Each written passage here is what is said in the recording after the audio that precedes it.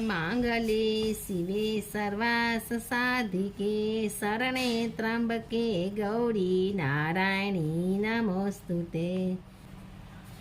શ્રી કૃષ્ણ, જય માતાજી, હર હર મહાદેવ। આજથી થતી નવરાત્રિ એના વિશે આપણે હવે જાણશું। મોક્ષદાયની માતૃભવાની શૈલપુત્રી માતાએ નમઃ।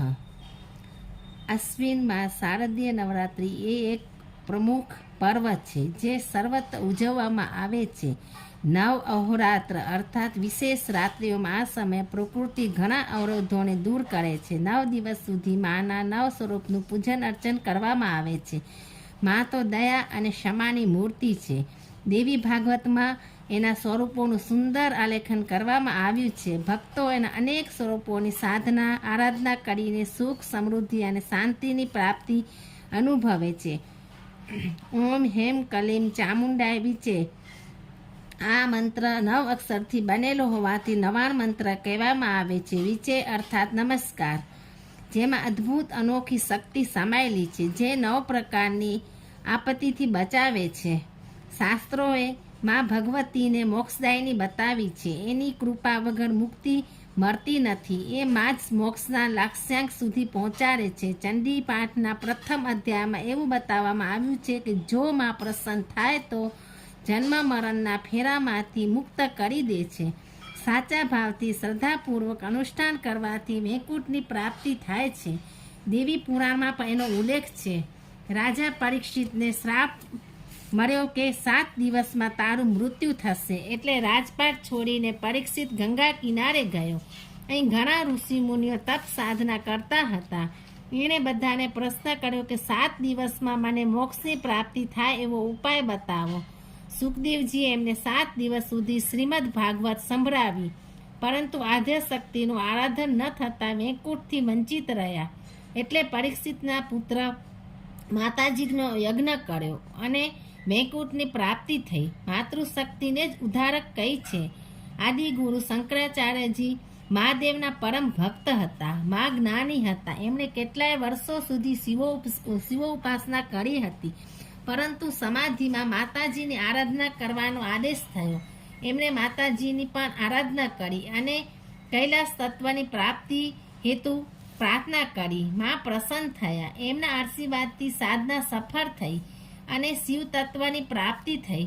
આમ ધર્મ ગ્રંથોના દ્રષ્ટાંતો બતાવે છે કે જો વૈકુંઠમાં પ્રવેશ જોઈતો હોય તો માતૃશક્તિની સાધના કરવી જ જોઈએ, આરાધના કરવી જ જોઈએ, ઉપાસના પણ કરવી જ જોઈએ અને એ જ આવશ્યક બને છે। નવરાત્રિના પાવન પર્વના 9 દિવસ ગાયત્રી મહામંત્રના અનુષ્ઠાનના દિવસો છે। આ નવરાત્રિના દિવસો પરમ રહસ્યમય છે। સૌના તમામ પ્રકારના પ્રશ્નોનું સમાધાન ગાયત્રી માતાની સાધનાની ગહનતામાં સમાયેલું છે। આર્ષ ગ્રંથો આદ્યશક્તિ ગાયત્રી માતા માટે કહે છે, સેમામરંત નાસ્તિમ, આનાથી વર્ધીને કોઈ જ નથી। ગુરુદેવ પંડિત શ્રી રામ શર્મા આચાર્યજીએ એમની અખંડ જ્યોતિ પત્રિકામાં લખ્યું છે કે દેવી શબ્દ સંસ્કૃતના દિવ્ય ધાતુથી બન્યો છે। આ શબ્દનો અર્થ થાય છે જ્યોતિ, પ્રકાશ, આલોક, જે મનુષ્યના અંતઃકરણને પ્રકાશિત કરી દે છે, આલોકિત કરી દે છે। અંધકારમાંથી પ્રકાશ તરફ લઈ જનાર આ પુરાણ ભક્તને આલોકિત કરે છે। જેમ સમસ્ત નદીઓમાં ગંગાનો મહિમા ગણાય છે, દેવોમાં મહાદેવની પૂજા કરવામાં આવે છે, મંત્રોમાં ગાયત્રી મંત્ર શ્રેષ્ઠ છે, એ પ્રકારે પુરાણોમાં શ્રીમદ દેવી ભાગવત સર્વશ્રેષ્ઠ છે। એમાં માનવ જીવનના દરેક પ્રશ્નોના ઉત્તર છે। મહર્ષિ વેદવ્યાસજી રચિત દેવી ભાગવત પુરાણ માતા દુર્ગાને સમર્પિત એક સંસ્કૃત પાઠ છે, જેમાં 12 સ્કંદ, 318 અધ્યાય અને 18,000 શ્લોકો છે, જે પ્રમુખ 18 પુરાણ પૈકીનું એક છે। બધા ગ્રંથોમાં મહાન અનુપમ ગ્રંથ છે। પરાંબિકા જગદંબા દેવી ભાગવતના આખ્યાનો ગુણ શક્તિના દર્શનયુક્ત મહિમા ગવાયો છે। જેમ સૂર્યના પ્રકાશથી અંધકાર દૂર ભાગે છે, એ જ પ્રમાણે દેવી ભાગવત મહાપુરાણના શ્રવણ માત્રથી મનુષ્યના કષ્ટો અને વ્યાધિઓ દૂર થાય છે। ઘરમાં શાંતિ સમૃદ્ધિ સાથે રિદ્ધિ સિદ્ધિની પ્રાપ્તિ થાય છે। આ શ્રીમદ દેવી ભાગવતનું અનુષ્ઠાન માનવ હૃદયને પરિવર્તિત કરનારું છે। આ જ્ઞાન યજ્ઞમાં માનવ ઉત્થાન એવમ સમાજ કલ્યાણની ભાવના નિહિત છે. માટે નવરાત્રિમાં આપણે બની શકે તો દેવી ભાગવતનો પાઠ કરવો બહુ જ સારો છે. જય માતાજી, હર હર મહાદેવ. જય શ્રી કૃષ્ણ, જય માતાજી, હર હર મહાદેવ. તમને એવી જ કથા વાર્તાઓ ધાર્મિક કાંઈ પણ સાંભળવું હોય તો મારી ચેનલને લાઈક કરો, શેર કરો, સબસ્ક્રાઈબ કરો અને આગળ નવી નવી કંઈ કથાઓ કે સાંભળવી હોય તો કમેન્ટ કરો. હર હર મહાદેવ.